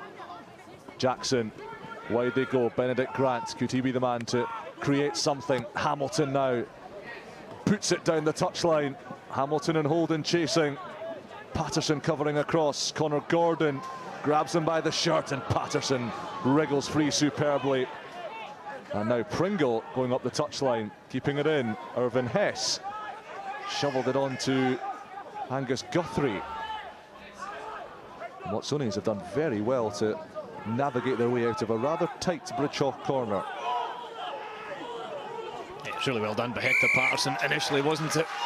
And then Pringle, who's been outstanding the whole match, but certainly came into his own in the second half. And then I think there was almost like a no-arms tackle there as well. It wasn't quite picked up. Was it maybe Harris McLeod at the bottom of there? It wasn't quite picked up. But the penalty comes for Watsonians anyway, but really clever from Hector Patterson to cover the kick and then almost escape 3 defenders in his own 22. Watsonians go on to win the penalty. This will be boomed up the field as the Jason Baggett, we've already spoke about his boot and his influence, and they'll take all the time in the world to get to the line out. Liam Quorm is coming on for George Breeze in the Stirling Rules front row. There is Liam Quorm taking up his place at the front of the line out. George Breeze, 76 minutes, some shift from the Loosehead prop.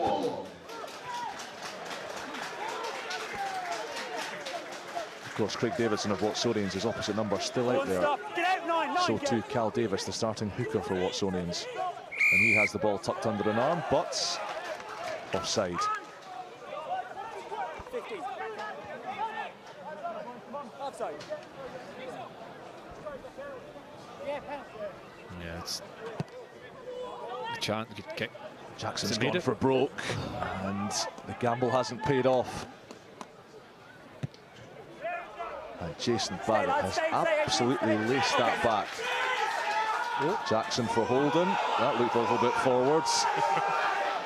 Perhaps more than a little. The Watsonians coaches are absolutely livid. They were in line with that pass from Jackson. Davey, it's an awkward pass. Picked up well by Liam Quorm, whose first act is to carry. Jackson under pressure, trying to plot a route through some very large Watsonians defenders. Davey, Quorm, dummying and driving. Smith, that might bounce kindly, it doesn't. Cal Davis gets it back. And now an opportunity for Watsonians to kill this. It's Pringle, can't link with McKnight. And Benedict Grant, as he does so often, picking up the pieces for Stirling Wolves. 2.5 minutes. The Wolves must score twice. Jackson goes wide. Marcus Holden. Ben Salmon's got pace. Here's Hamilton. Both the wings over on that far touchline. Fraser. Both coaching boxes screaming for decisions. Davey. Holden just has to bash into Angus Guthrie. Time ticking away for the Wolves to pluck this from the fire. Connor Gordon hurdles the tackle. Davey. Jackson missing Spurway. And again, it's a big Liam Quarm carry that sets the attacking tone. Davey, Jackson, Smith. Bryce was outside him. Wrapped up quickly though by Ross McKnight. Stevie Scott is screaming at his players to leave the rucks, not to contest, to fill that field, to thwart the Wolves' advances. Oh, Salmon's given it away. Scott King was almost free. Crucially, Watsonians have possession. Minute and a half to see this one out now. And the champions are almost home and dry. Patterson looking for a forward, any forward. Johnny Morris is the man he chooses.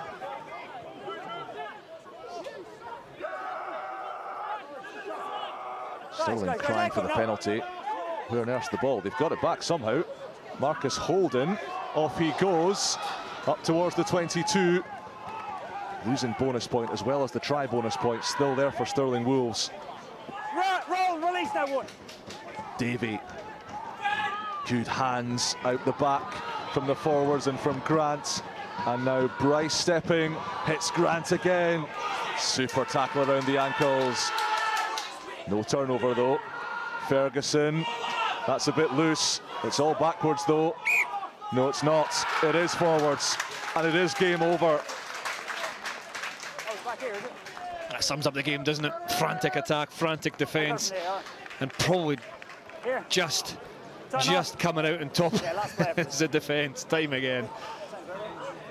O'Neill Inverness has been awarded the Flush Rock Player of the Match award by our broadcast colleagues on BBC Alaba, and he may not be quite as obvious without a ponytail as his opposite man, Chris, but he's been a really effective performer on both sides of the ball. Yeah, I can agree with that. I thought that, I mean, there have been some outstanding players, and I keep saying it's so ironic that when 10 tries are scored, his defence we're talking about, but I thought Campbell Wilson was brilliant when he was on the back row, Seb Cecil, Lewis Ball, and Neil Inverness. And then, you know, I think James Powell's been outstanding. Hiddleston had a big contribution. Connor Gordon, Benedict Grant, all played really well. It's been a proper test, a proper battle this evening, but Watsonian's going to go away with maximum points. Don't give away a pen. O'Neill Inverness, player of the match, and he will be on the winning side tonight. And crucially for the table standings, Stirling Wolves taking just the 1 point rather than the 2. Big Stirling shove. Patterson has it though, and Baggett will take his time, pirouette and punt Watsonians to victory. A fabulous advert for the Flush Rock Super Series sprint tonight.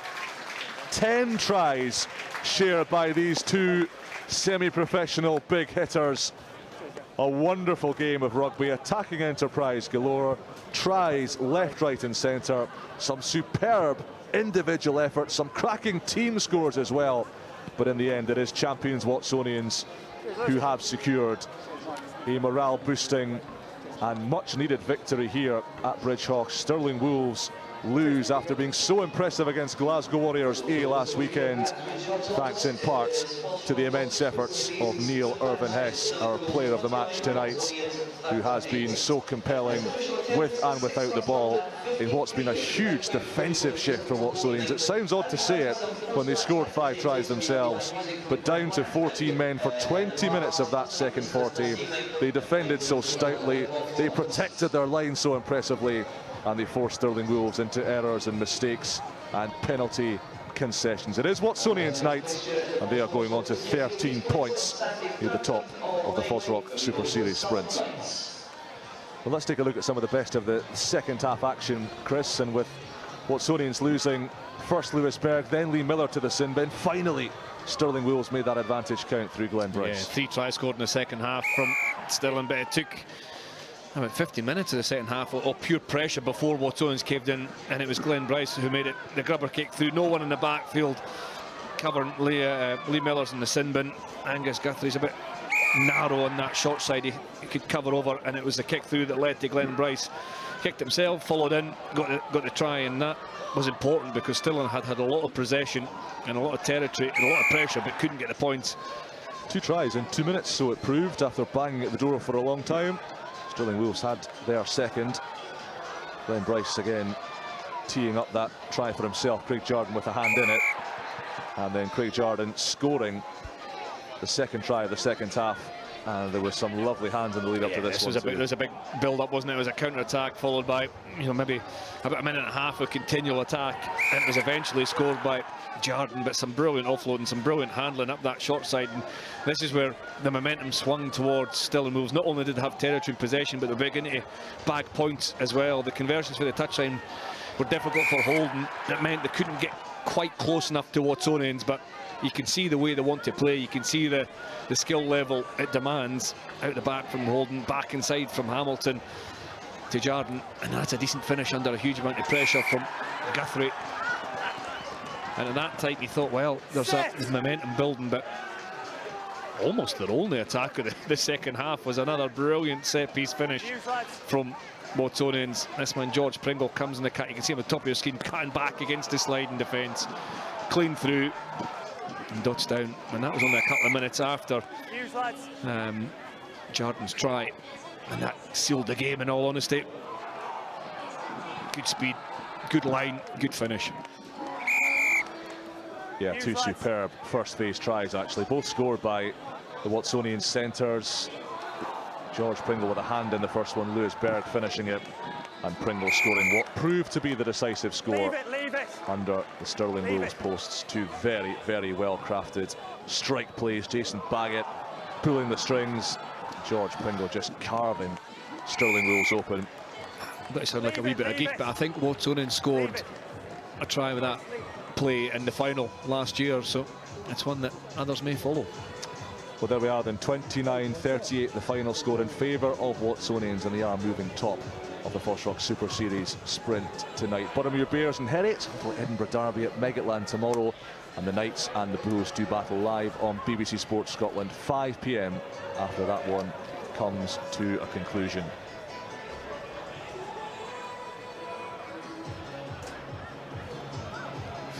So this is how things stand. 1 match into round 4 of the Fosroc Super Series sprint, and as I say, WATSONIANS moving on to 13 points by dint of the 5 they picked up here at Bridgehoff. 2 clear of Stirling Wolves with just the 4-try bonus point, not able to finish within 7 points of their guests from the east today. So they're 2 points behind WATSONIANS. The Bulls hot on their heels, of course, in action down at the Green Yards tomorrow, and that could be an opportunity for them to go top of the table if they beat the Southern Knights, who, as we see, are struggling at the moment. Played 3, lost 3, just 1 point to show from it. And an interesting tussle as well when Heriots take on the Buttermere Bears, with all important table points up for grabs in Scotland's capital. So the Fosroc Super Series sprint takes a break next weekend as we sit back and enjoy the URC playoffs, and in particular from a Scottish point of view, Glasgow Warriors taking on Munster at Scotstoun next Saturday. But we are back with you in a fortnight's time. Friday the 12th of May will be live from Megatland as Buttermere Bears take on WATSONIANS in the penultimate round of fixtures. So a fabulous night of attacking Fosroc Super Series sprint rugby. It is victory for WATSONIANS, and the champions flex their muscles and head to the top of the Super Series table. Thanks for your company tonight. We'll see you again soon.